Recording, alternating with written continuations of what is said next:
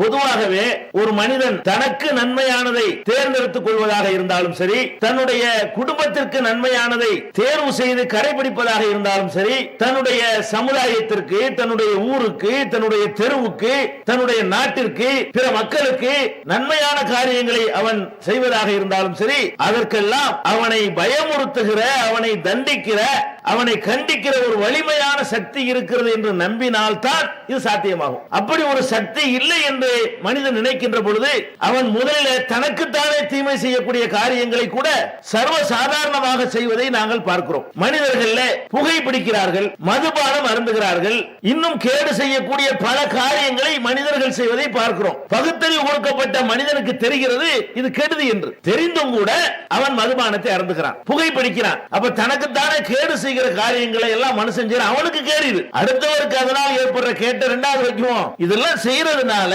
அவனுடைய ஆரோக்கியம் பாதிக்கப்படுமா படாதா, அவனுடைய பொருளாதாரத்தில் அதுல பின்னடைவு ஏற்படுமா ஏற்படாதா, அவனுடைய ஆண்மை, அவனுடைய அந்த சுயமரியாதை இதுக்கெல்லாம் பங்கம் வருமா வராதா. அவன் அறிவை சொல்லுது இது கெடுதின்னு. கெடுதியா இருந்தாலும் நான் செய்வேன், நான் அதுக்கு அடிமை ஆயிட்டேன், நான் அதுக்கு பழக்கப்பட்டு போயிட்டேன் என்று சொல்லுகிற காட்சியை பார்க்கிறோம். அப்ப இவன் எப்படி இவனை சரியான பாதை கொண்டு வர்றது, இவனை எப்படி நல்ல வழிக்கு திருப்புறது, அவனுக்கு நன்மையானது அவன் செய்யுமாறு எப்படி தூண்டுவது, பயன் பண்ண துண்டிட முடியுமா? அரசாங்கத்தில் சட்டம் போட்டு தடுத்துட முடியுமா? போட்டாங்கல்ல, பொது இடத்துல புகைப்பிடிக்க கூடாதுன்னு போட்டாங்க.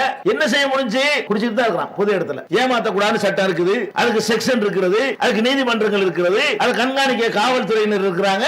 எல்லா நிலையிலையும் முளவாய் அரைச்சிட்டு என்ன செய்யறான்? போய்கிட்டு தான் இருக்கிறான். எல்லா தப்புகளையும் சர்வசாதாரணமா செய்யறான். தனக்கு கேடு விளைவிக்கிறான், ஊருக்கு கேடு விளைவிக்கிறான், உலகத்துக்கு கேடு விளைவிக்கிறான். இப்படி எந்த காரியத்தை எடுத்துக்கொண்டாலும் சரி, அவன் தனக்கு கேடு இழைக்கக்கூடியதை, உலகத்துக்கு கேடு செய்யக்கூடியதை செய்து கொண்டிருக்கிறான். இதை எப்படி ஒழுங்குபடுத்துறது, இதை எப்படி சரி செய்யறது?